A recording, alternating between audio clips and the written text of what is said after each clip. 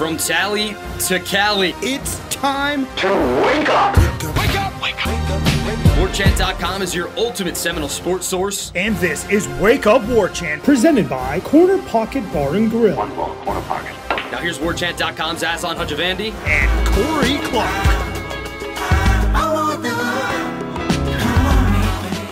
Wake up! What is up? It is Wake Up Warchant. It is presented by the Corner Pocket Bar and Grill, Tallahassee, Florida. CPTallybar.com. That's the website. Go check it out. Actually, I should just go ahead and tell you what's going on over at the website. Well, who am I to tell you guys what to go do, right? Sorry.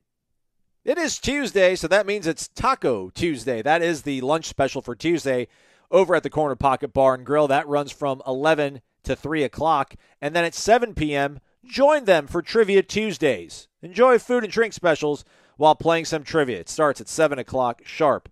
So here's the game plan for today, a Tuesday program in the middle of May. Who loves you? We've got Ira Schoffel joining us from Amelia Island. We spoke to him. I spoke to him. Corey and I will speak to him on tomorrow's show. But Ira's at Amelia Island where the ACC meetings are going down this entire week. Two sort of real big topics that came on the radar while he was out there is that the ACC is talking about maybe possibly eliminating divisions and just having everybody all in one, pot, if you will. Kind of how we had 2020 during the pandemic where just the top two teams in the conference went to the conference title game, not the winner of Division A and Division B, or the Atlantic and Coastal, as we call it here. But there's some stuff that has to happen for that to come to fruition. Ira talks a little bit about that. And then you might have seen some reports about NIL enforcement maybe kind of moving up the radar for the NCAA. Several reports came out on Monday. We kind of hinted at it in the podcast yesterday. Some interesting stuff to talk about. Ira gives us some boots-on-the-ground opinions from decision makers like Mike Norvell and Mike Alford, who are both also in Amelia Island on Monday. It sounds like the NCAA is ready to step up and do something here. And again, I kind of mentioned the video with Ira, but we too often say NIL and enforcing it, and the NCAA pretty much in their memorandum that came out, it was leaked, said they're fine. They're fine with guys making money off their name, image, and likeness. If you want to sign autographs, if you want to go have a Discord chat or whatever, all right, man, you're due to that. You can go ahead and get that, enjoy it. It's the pay for play. It's the inducements. It's the, hey, sign this, come here, we'll give you this. When you show up, we'll give you money. That kind of stuff they do want to enforce. And there's some pretty strong language in there. So we'll see how that goes over with the decision makers. Again, Ira gives our has our ears to the ground out there and gives us some insight into what these important people think. And then Tom Lang of Jeff Cameron Show fame, as well as director of original content for Warchant.com, I and Corey just talked about ball for a little bit. I'm like, I don't know, you guys want to hang out for 10, 15 minutes, talk about ball? They're like, yeah, sure. So we do that, and I'll take you now to that interview, and then we'll have Ira talking about the ACC meetings. What a day to be alive, everybody. It's Tuesday. There's a show. Let's go. We had Showtime. We had a show one time called Showtime with Ira Schoffel. It was great. Tim Linnefeld had the good idea of spelling show like the beginning of Ira's last name. I'm a big fan of alliteration, so I don't know if we're going to call this like Topical with Tom. We'll do this usually on Tuesdays maybe, Tom, pending schedules for everybody. But good to have you here, man. Hey, it's good to be here. Well, I do apply a lot of sunblock for my pasty skin, so that's what it sounds like, Topical with Tom. Oh, hey. There you go. There you go. In an effort to show you just how strong and powerful we are at Warchant.com, cross-pollinating with our friends at the Jeff Cameron Show, Tom Lang, our director of original content, as well as the executive producer of the Jeff Cameron Show. You and Jeff were able to get Jameis this past weekend, a new graduate of the Florida State University, and the entire interview can be heard in the JCS program as well as on YouTube where you guys ripped it out and put up separately.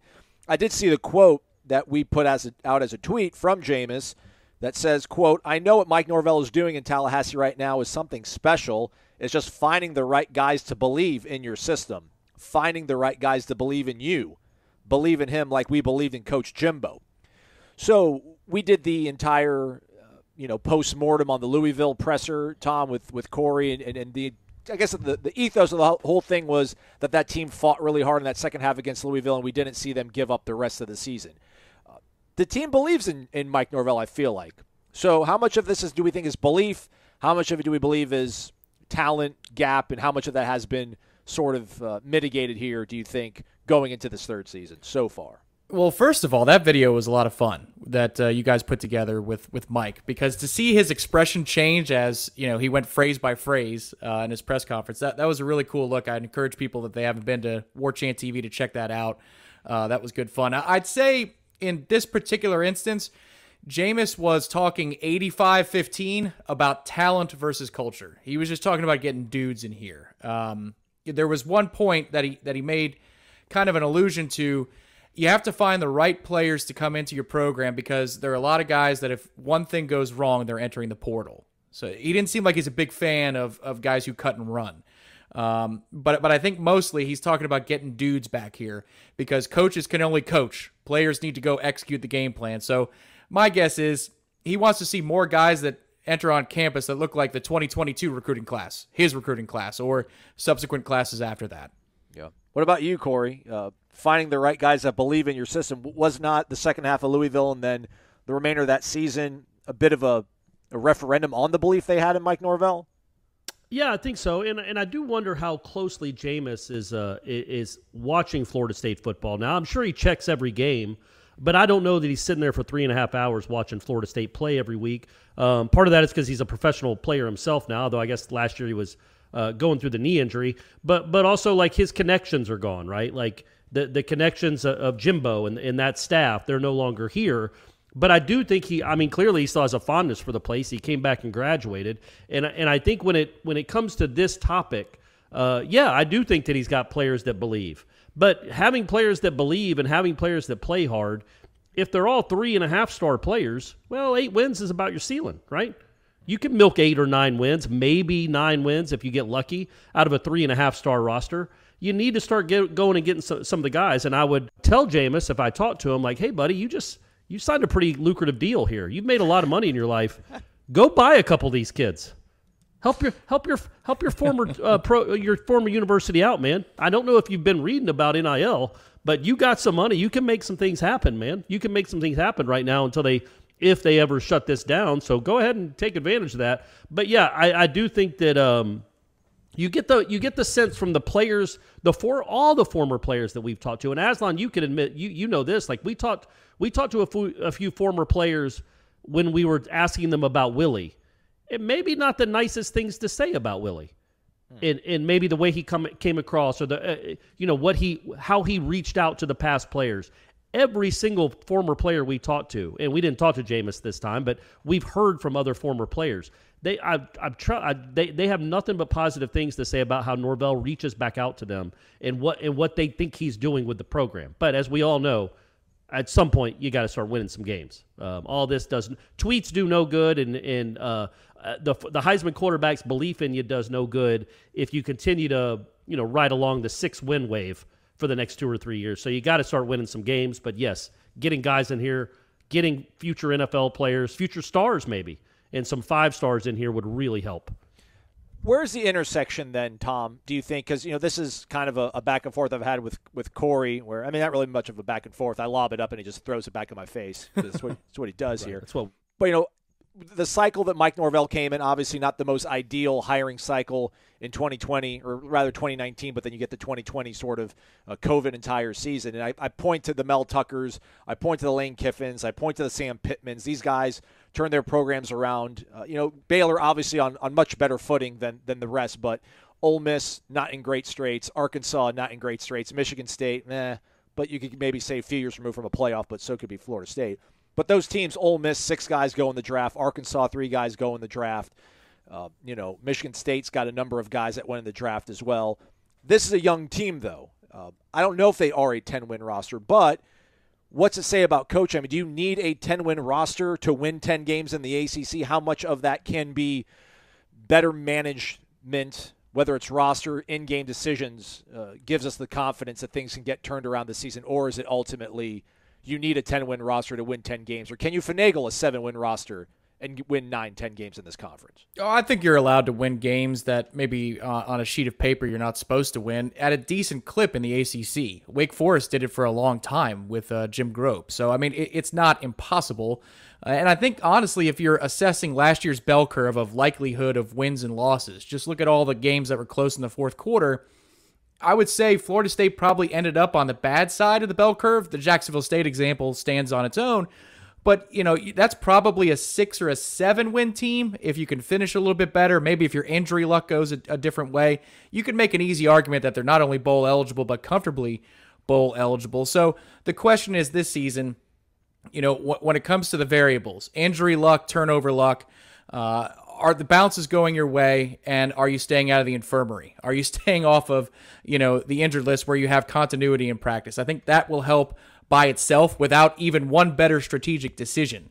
I think they've got better players across the board, too, now at more different positions. It doesn't mean that they've replaced what they needed to replace at defensive end or edge rusher, but I think that defense as a group of 11 is better. So, I think good coaching can elevate you to a place where you get better players. The hard part that we all know when we're talking about it seems like every single day on every one of our platforms is the game has fundamentally changed now with enticing players to your campus. It's not only about your brand, it's not only about your facilities. Now it's about how much direct cash can you give to that player. That's where I'm concerned. If this was, say, 2008, I would have no doubt that Mike Norvell could get this thing back to a 10 or 11 win program in the short term. Look at how well they recruited with a 5-7 season, and not a ton of dudes who have connections to the state of Florida, naturally speaking, in the high school game. It's impressive if you look at it that way. But now, as things evolve with NIL, I wonder if there's a ceiling on how many dudes that you can bring in before proof of concept. So in the chicken or the egg argument these days, with these sets of rules, I think you've got to finagle extra wins, to your point, Aslan, before you can get guys to say yes if they come down to comparable offers from an NIL standpoint. Proof And it would of also help. concept. I love it. Look at this. Big time terms being dropped on you folks. Get some. Tom's elevating the show. That's quite obvious. But it would also help maybe if they stop scheduling the Alabamas and the Georgias and the LSUs. Yeah. Look, and I mean that. I mean, I know Florida State fans are really, and I'm really excited about these two LSU games, the one in New Orleans in particular. I'm not excited at all about Alabama and Georgia. I'm just not. And look, if the SEC is going to do this where they take all of your money, all the TV money, 2/3 of it goes to them, and you only get 1/3 of it, screw them. Let them go play Louisiana Monroe.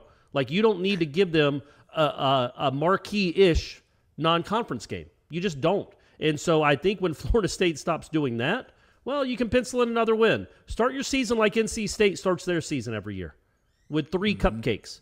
And then all of a sudden you feel good about your program, whether you're not going to go 4-8 because you've scheduled 3 cupcakes instead of, you got to play Notre Dame one year. Now you got to play LSU twice, and you got to play Georgia twice and Alabama twice. Like, stop it. Cut it out.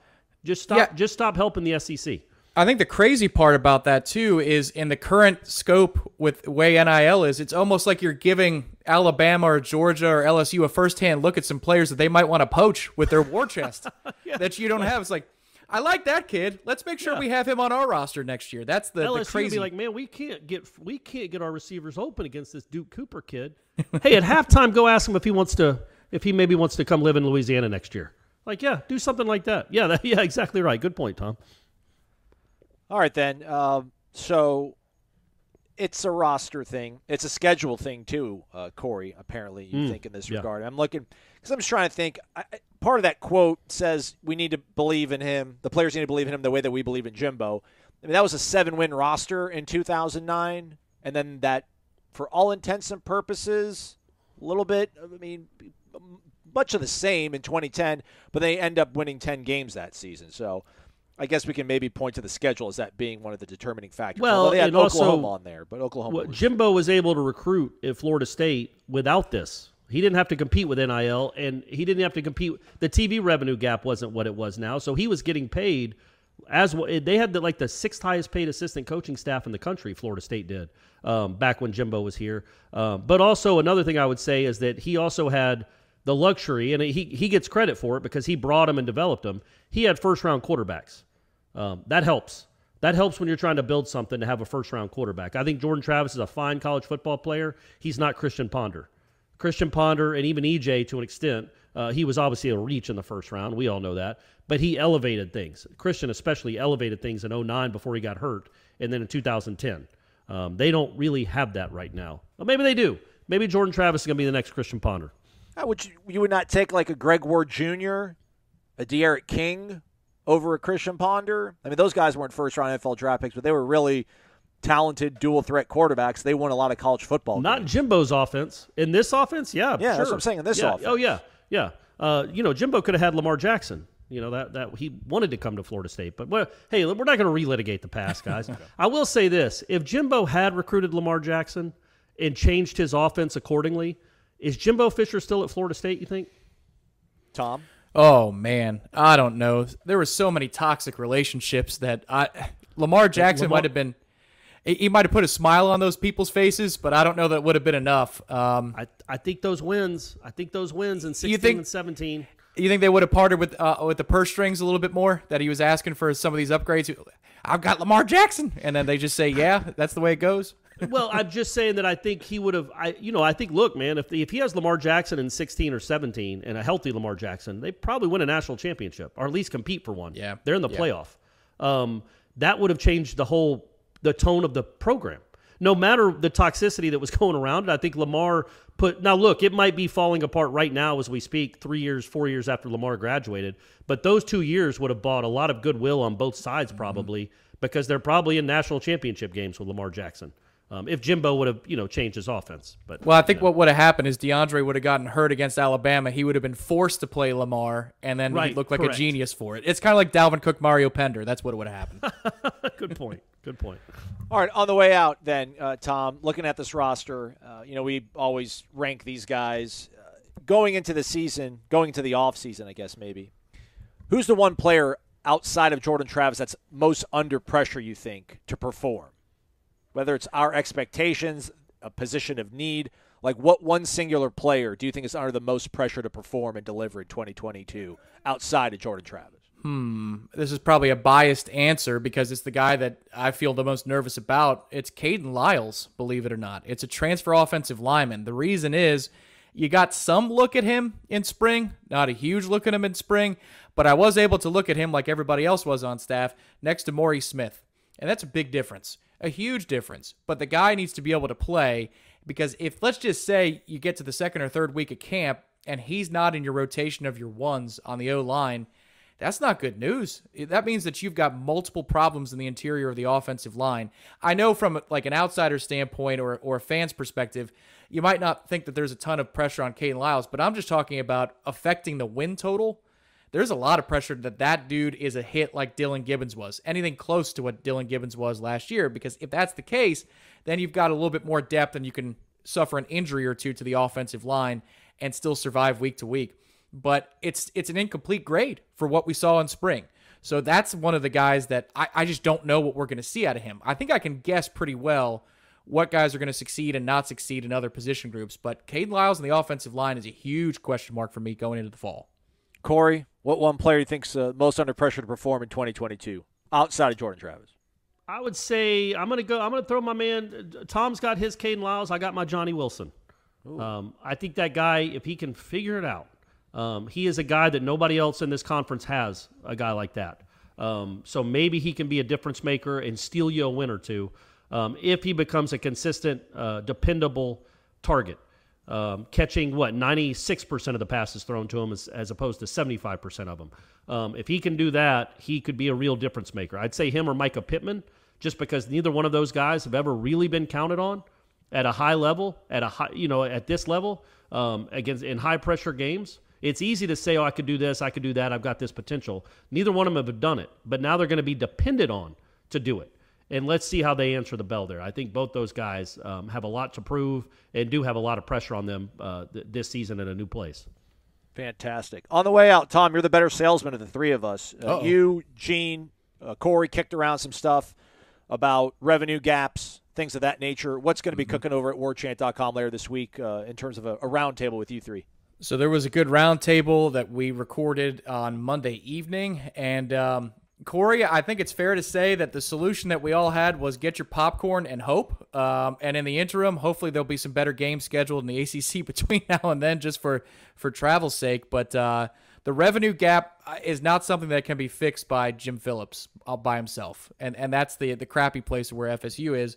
The question is, do the TV network executives wake up and see that they're killing the sport with the way it's structured right now, and do they help make sure that the playing field is level? Because if they decide to do that, Florida State is certainly one of the programs that will be invited into the club.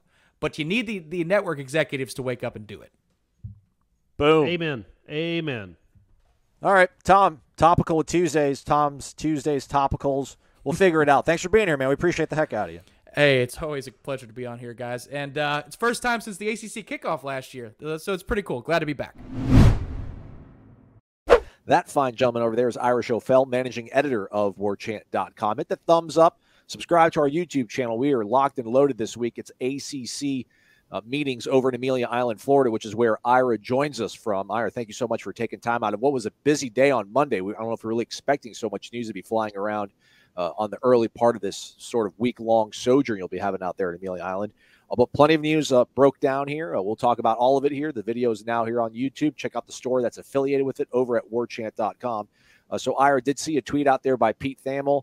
This was something that maybe had been in the works for a little bit. We saw it a little bit right in 2020 with the COVID short season, but divisions in the conference being dissolved. That was something up for discussion today. Is that something that could really happen, you think, in the ACC divisions, going by the wayside and just bundling everybody up and taking the top two guys for conference titles?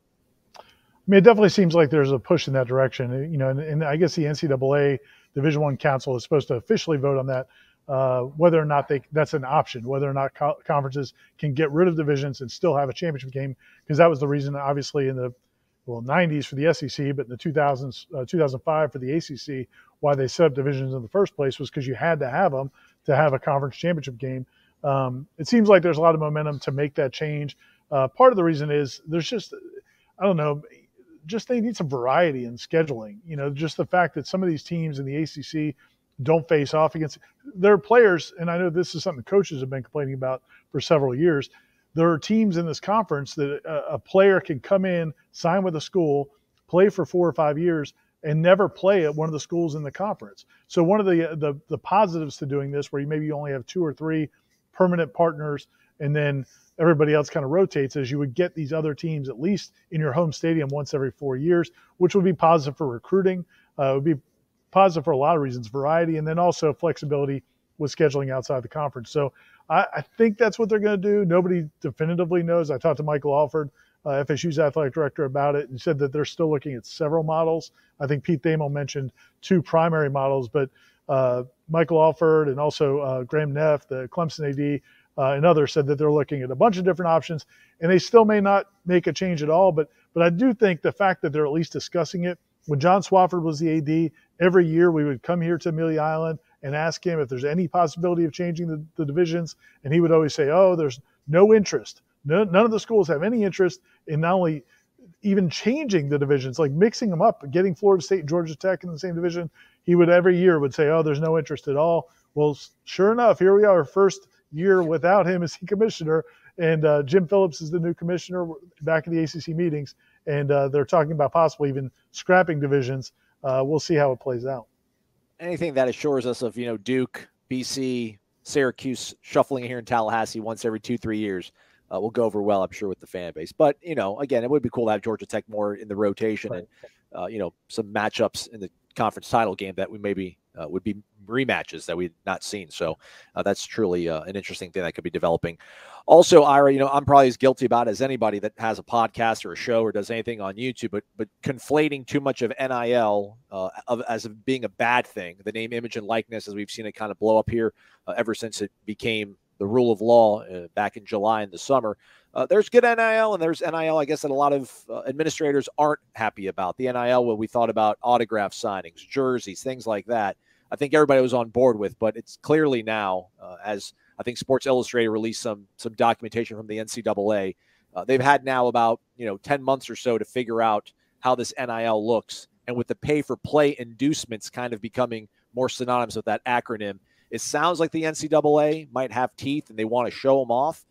Is it saber rattling, as you kind of mentioned in a story earlier in this week, or does it seem like the feeling around there in Amelia Island, talk to administrators, that the NCAA really is going to be able to enforce and has a desire to enforce NIL pay-for-play sort of guardrails? You definitely get the sense here from talking to people that there was a desire for the NCAA to at least do this. Like they're glad that the NCAA came out and at least said, yes, we are going to try to enforce something. We are going to try to do something. That's half the battle. They haven't gotten that half in the first, like you said, the first 8 months of 10 months of this. Now they want to see the other half of the battle. The schools, the conference officials, athletic directors, football coaches that are here, they want to see something actually happen. Obviously, Pitt's coach Narduzzi is here, and he didn't want to talk to the media, but he's obviously somebody that everybody wants to hear his opinion because he just had a star receiver, Jordan Addison, go into the portal and seems to be at a bidding war, and there's allegations of tampering there. So that's, people want to, even at this level, they want to know, is the NCAA actually going to actually do anything, or is this just more just talking? So I think, again, there was a positive reaction to the fact that the NCAA at least said they're going to do something. Now everybody's kind of in a wait and see mood. But just judging from conversations we've had on and off the record from people here, I talked to Mike Norvell and Mike Alford. I have a story that'll be running there, and I talked to some other people in the conference as well who are here this week. And they just want to see the NCAA actually do something, because if they don't, there's just a concern that these rosters and these people are the tampering will not even begin to stop, and the illicit recruiting inducements is just going to get higher and higher. For you, are you surprised in talking to people on the record? And maybe you obviously can't mention the stuff that's been off the record, but are you surprised to maybe hear that administrators, maybe, I don't know if Mike Norvell said explicitly, but that there seems to be a little bit of a favorable opinion about there being enforcement of the pay-for-play inducements kind of being more, regulated, if you will? Just, Mike Norvell did say that there's been a couple instances where they've had players, come to him and say that they've, basically had overtures from not necessarily other schools directly, but, players that are on Florida State's roster have been approached about the possibilities of opportunities elsewhere. So it's something they're all concerned about. And, at the end of the day, some schools out there are doing it. I mean, obviously, there's no denying it. It's happening. But, nobody is going to want it to happen to them. So they do want, there's nothing the schools can do about it. So they need somebody to. And I think what you're seeing right now is they're turning up the heat on the NCAA and saying, okay, if you want to be an active institution, if you want to exist, then you have to do something about this. If you're not going to do anything about it, we'll figure out a different, and this isn't coming from Mike Norvell and Mike Alford. I just get this is the sense of things is, okay, if you're not going to do anything about it, NCAA, that's fine. You could go away with your $1 million salaries. We're going to create another organization where we can put some things into place. So I think that's where it's at. I think they're looking to the NCAA to say, if you're not going to do anything, that's fine, then we'll move on. And it seems like this is the NCAA's last chance to try to make something happen. Whether or not they can actually do anything, it's anybody's guess. I mean, I don't know if you read the statement. I'm sure you probably did, but I mean, it's how would you define any of that stuff? They're not going to go back after every case, but they are going to look after the most outrageous cases. It's like, how do you define what's an outrageous case and what's not? I mean, all of this seems so nebulous. And then you get into, collectives, I guess, can still exist, but they can't be involved in the recruiting process. Okay, well, you're back to where you were at square one. When does it constitute part of the recruiting process, or when is it a deal after you've already signed? And so I don't know, man. I don't know how anybody's going to enforce it, but I definitely get the impression here that people want the NCAA to do something. Yeah, I like how it says NIL agreements must be based on an independent case-by-case analysis of the value that each athlete brings to the agreement. Right, and what that was one of the conversations that I had with somebody at a different school today. He's just like, how do you define the market value in Tallahassee versus Pittsburgh versus Miami versus? I mean, how do you do any of this? I don't know, man. I don't think anything's been solved.